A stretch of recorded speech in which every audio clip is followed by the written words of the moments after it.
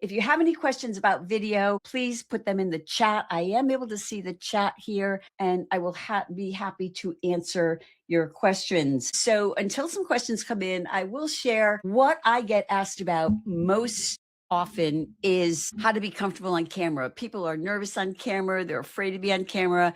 And it's why they mostly don't do video, because they're just nervous to be on camera. So I have a solution that I use with a technique, I should say, that I use with my clients, and I call it BOCA.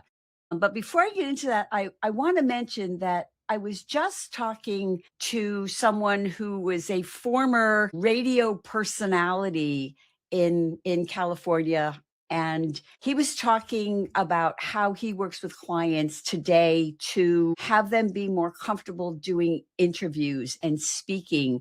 And what he said to me is that what you really have to do is just kind of get over yourself. You have to learn to be comfortable with the way you are, whether it's voice, where you're on a podcast, or if you're on video. You have to get used to your voice, and you have to get used to your image on video. Me personally, after all the years of doing podcasts, 6 years of podcasting and 4 years of constant video, I still hate the sound of my voice. I feel like I sound like a chipmunk. However, when I create videos, I really, at this point, just do not see myself any longer. And it's just because I'm used to it. Okay, so Royce, who's was a podcast guest of mine, I'll be putting, his name is Royce Blake, and I'll be sharing the interview I did with him on my Content Marketing School podcast sometime in the next few weeks. And we spent quite a bit of time about getting comfortable. And he was talking about before you go on stage, or if you're going on the radio to be interviewed or to be a podcast guest. And I talk about this the same way.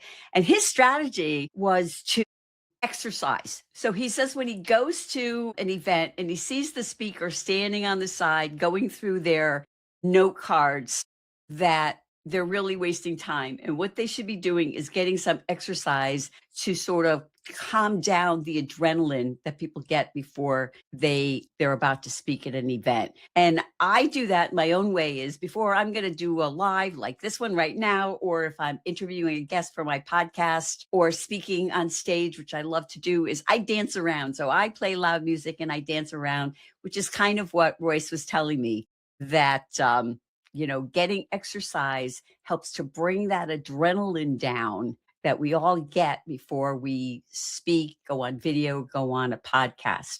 And again, if you have any questions, please drop them in the chat. And I'm planning not to do this for too long, but if I can answer a question, I am happy to do that. So one thing I will share with you while waiting for some questions to come in is the strategy that I use with my clients is called BOCA, Vanish on Camera Anxiety. And it goes something like this. For 14 days, you pick up your phone, and your phone is all you need, and you record a 1 to 2 minute video every day for 14 days. You just on your camera, and you save it on your camera, and you don't look at it, you don't share it, you don't post it or anything. But what you do at the end on day 15 is you open up your camera and you look at the videos from the oldest to the newest, and you will see that a difference. You will be more natural. You will look more natural and more confident. And I have people tell me, because I've been doing video for a while, that I'm so natural on camera.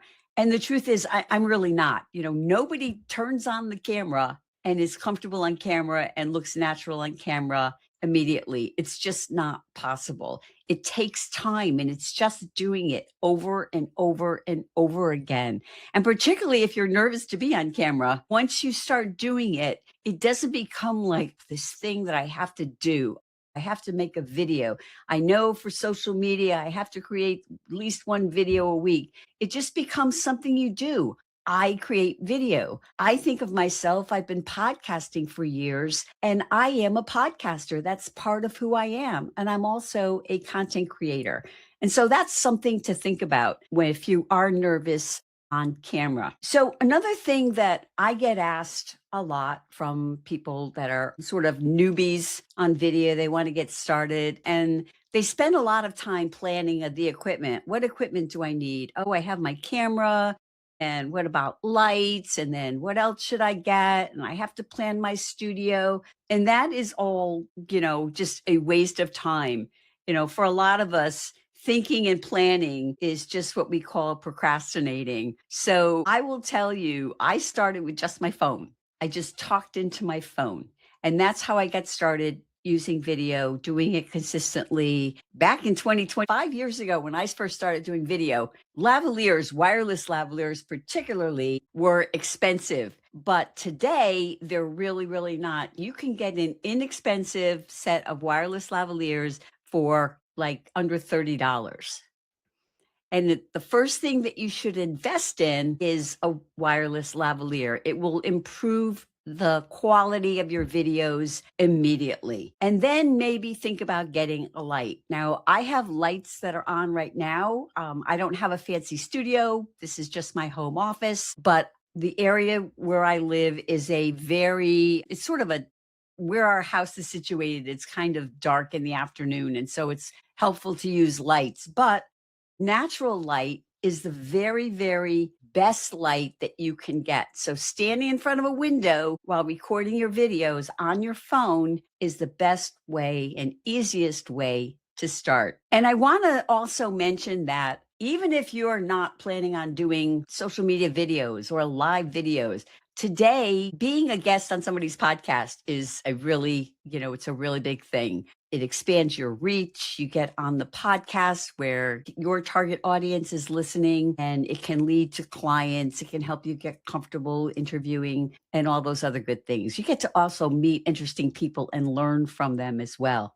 But the thing that people often think about podcasts, and I've heard people recommend this, is if you're not comfortable on camera, go on podcasts, be a podcast guest. But what they don't realize is that today, most podcasters record their podcasts on video. They record them on video because, like me, even though my podcast is audio only, I'm recording it.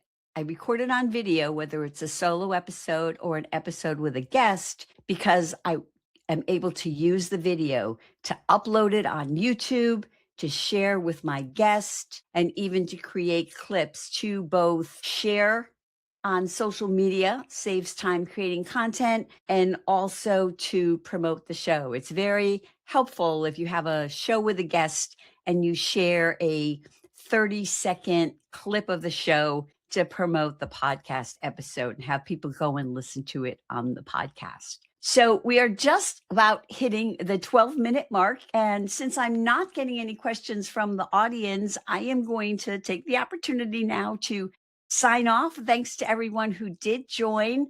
And if you're listening to this on the replay, I hope that you will find these tips helpful to be more comfortable on camera.